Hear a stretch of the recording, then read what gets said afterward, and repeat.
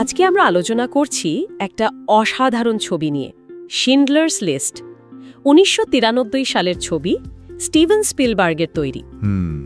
একটা মাস্টারপিস বলতেই হয়। আমাদের কাছে আছে ছবিটা নিয়ে উইকিপিডিয়ার বেশ কিছু তথ্য আর বিখ্যাত সমালোচক রজার এবার্টের একটা রিভিউয়ের অংশ।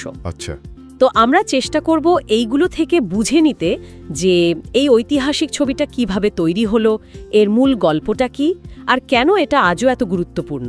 ঠিক, শুরু করা যাক তাহলে। শুরু করা যাক গল্পটা দিয়ে।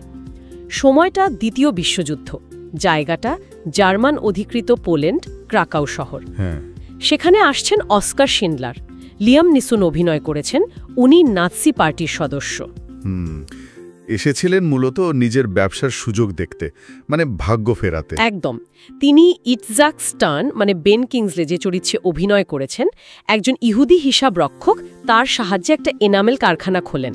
সস্তায় শ্রমিক পাওয়ার আশায়। কিন্তু পরিস্থিতি পাল্টাতে শুরু করে। ক্রাকাউ ঘেটো খালি করার সময়কার যে ভয়ঙ্কর দৃশ্য, বিশেষ করে ওই লাল কোট পরা ছোট্ট মেয়েটার দৃশ্যটা। হ্যাঁ, ওই দৃশ্যটা শিন্ডলারকে ভীষণভাবে নাড়া দেয়। এসএস অফিসার আমন গেটারের নৃশংসটাও তিনি দেখেন খুব কাছ থেকে।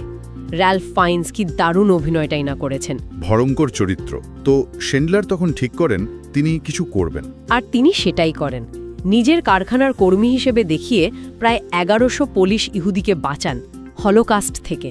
আসলে এইখানেই ছবিটার মূল শক্তি। শিন্ডলারের এই রূপান্তর, একজন সুযোগ সন্ধানী ব্যবসায়ী থেকে মানে একজন মানবদরদী ত্রাণকর্তা হয়ে ওঠা। শুধু ভালো মন্দের লড়াই না, না না, বরং মানুষের বদলে যাওয়ার ক্ষমতা আর ওই ভয়াবহতার মধ্যেও মুক্তির একটা আশা। ছবির শেষে ওই যে আংটিটা দেওয়া হয় শিন্ডলারকে, হ্যাঁ, বেঁচে যাওয়া শ্রমিকরা দেন। তাতে খোদাই করা তালমুডের কথাটা মনে আছে? যে একটি জীবন বাঁচায় সে যেন সমগ্র বিশ্বকে বাঁচায়। অসাধারণ। এই একটা লাইনেই যেন পুরো বিষয়টা ধরা আছে। একদম। আচ্ছা, এবার একটু তৈরির পেছনের গল্পে আসি। স্পিলবার্গ নাকি প্রথমে এই ছবিটা বানাতে একটু ইতস্তত করছিলেন। হ্যাঁ, বিষয়টা তো ভীষণ সংবেদনশীল আর ভারী। হ্যালোকস্ট নিয়ে ছবি বানানো সহজ কথা নয়। উনি নাকি রোমান পোলান্সকি, মার্টিন স্করসেজি এদের কথাও ভেবেছিলেন পরিচালনার জন্য। আর ইউনিভার্সাল পিকচার্স, তারা তো একটা শর্ত দিয়েছিল শুনলাম। হ্যাঁ, যে আগে জুরাসিক পার্ক বানিয়ে শেষ করতে হবে, তারপর এটা। ভাবা যায়। আর বাজেটও নাকি খুব বেশি ছিল না, মাত্র $22 মিলিয়ন। ঠিক। আর সবচেয়ে বড় কথা, স্পিলবার্গ নিজে কোনো পারিশ্রমিক নেননি এই ছবির জন্য। উইকিপিডিয়া বলছে তিনি এটাকে রক্তাক্ত টাকা মনে করতেন। কারণ হলোকস্টের মতো একটা ট্র্যাজেডি থেকে উনি ব্যক্তিগত লাভ করতে চাননি। শুটিং হয়েছিল ক্রাকাওয়ের আসল লোকেশনে, আর পুরো ছবিটাই সাদা কালোয়। হ্যাঁ, ওই সাদা কালো ব্যাপারটা কিন্তু খুব গুরুত্বপূর্ণ, অনেকটা ডকুমেন্টারির মতো দেখতে লাগে। রজার এবার্টও তার রিভিউতে এইটার কথা বলেছিলেন, একটা ঐতিহাসিক বাস্তবতার অনুভূতি তৈরি করে। একদম যেন আমরা আর্কাইভাল ফুটেজ দেখছি। তবে এর মধ্যেই দুটো জায়গায় রঙের ব্যবহার ছিল খুব চোখে পড়ার মতো। ওই লাল কোট পরা মেয়েটা, হ্যাঁ, আর ছবির শুরুতে আর শেষে মোমবাতির আলো। এই রঙের ব্যবহার নিয়ে অনেক ব্যাখ্যা আছে অবশ্য। লাল কোট হয়তো মাসুমিয়াত বা বিপদের প্রতীক, অথবা কেউ কেউ বলেন বিশ্বের উদাসীনতার প্রতীক। আর মোমবাতির আলো, সেটা হলো আশা, হারানো জীবনের স্মৃতি আর ভবিষ্যতের আশা। শুটিংয়ের অভিজ্ঞতাও নাকি স্পিলবার্গের জন্য খুব কঠিন ছিল। ভীষণ আবেগপূর্ণ ছিল। এটা তাকে তার ছোটবেলায় মুখোমুখি হওয়া ইহুদি বিদ্বেষের স্মৃতি মনে করিয়ে দিয়েছিল। আউশভিটসের গ্যাস চেম্বারের দৃশ্যের শুটিংয়ের সময় তো সেটের অনেকে কলাকুশলীরা পর্যন্ত মানসিকভাবে ভেঙে পড়েছিলেন। বোঝাই যাচ্ছে, ছবিটা মুক্তি পাওয়ার পর তো অমসাম সাড়া ফেলেছিল। হ্যাঁ, বক্স অফিসে সাফল্য তো ছিলই, প্রায় $322 মিলিয়ন। তার সাথে সমালোচকদের প্রশংসা। 7টা অস্কার, সেরা ছবি, সেরা পরিচালক সহ। শুধু তাই না, 7টা বাফটা অ্যাওয়ার্ড, 3টে গোল্ডেন গ্লোব।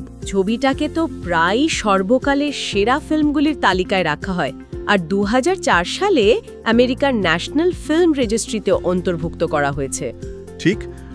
এর কারণ হলো ছবিটা শুধু একটা দারুণ সিনেমায় না, এটা হলোকাস্ট নিয়ে সচেতনতা বাড়াতে আর ওই ভয়াবহ স্মৃতিকে বাঁচিয়ে রাখতে একটা বিরাট ভূমিকা পালন করেছে। স্পিলবার্গ তো এরপর শোয়া ফাউন্ডেশনও তৈরি করেন। হ্যাঁ, এই ছবির সাফল্য থেকেই উদ্বুদ্ধ হয়ে হলোকাস্ট থেকে বেঁচে যাওয়া মানুষদের সাক্ষ্য, তাদের অভিজ্ঞতাগুলো সংরক্ষণ করার জন্য। এখন তো ক্রাকাউতে শিন্ডলারের সেই কারখানাতে একটা জাদুঘরও আছে। দারুণ উদ্যোগ, তবে কিছু সমালোচনাও তো ছিল মনে হয়। হ্যাঁ, কিছুটা ছিল বইকি। কেউ কেউ মনে করেন ছবির শেষ দিকটা একটু বেশি আবেগপ্রবণ হয়ে গেছে। আচ্ছা। আবার কারো কারো মতে শিন্ডলার বা আমন গিওটের মতো চরিত্রদের যেভাবে ফুটিয়ে তোলা হয়েছে, তাতে হয়তো যারা সরাসরি ভুক্তভোগী তাদের দিকটা একটু কম গুরুত্ব পেয়েছে। এটাও একটা দৃষ্টিকোণ বটে।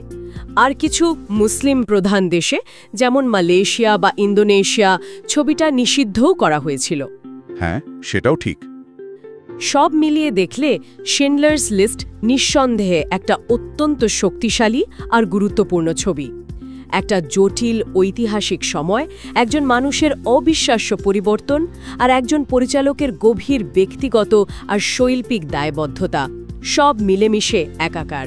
রজার এবার্ট যেমনটা বলেছিলেন, স্পিলবার্গ এখানে গল্পটাকে সবচেয়ে বেশি গুরুত্ব দিয়েছেন, নিজেকে গল্পের সেবায় নিয়োজিত করেছেন। একদম।